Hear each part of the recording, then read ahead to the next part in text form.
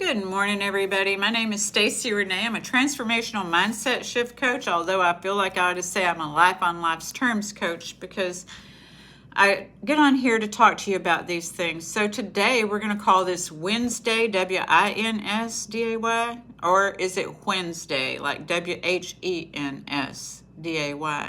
Because I ask you to ask yourself the what, when, where, how, and why did your perceptions develop your perspectives? Because you either have negative or positive perspectives, and we all have negative and positive perspectives sometimes. But the latest theme in working with people is that people are creating indispensability in exchange for self-worth. And what I mean by this is that they're creating a need to be needed. So they're enabling other people by saying yes to everything and taking on way too much and then feeling like nobody is ever there for them.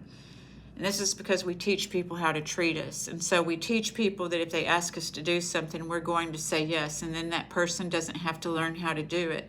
So that's where the enabling part comes in, because you're not only diminishing your own self-esteem, you're diminishing someone else's by enabling, because what that says to them is, I don't think you can do it as well or as fast as I can, because typically that's why we do that. But we don't realize that that's the message that we're sending, because we don't know why until we ask ourselves these questions: what, when, where, how, and why.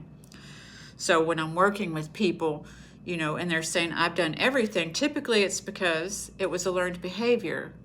It's they had to, because either their parent was mentally ill, they grew up in addiction and codependency, and they had to start taking care of other people's feelings at a young age in business and didn't get to have their childhood, or, somebody abandoned the family.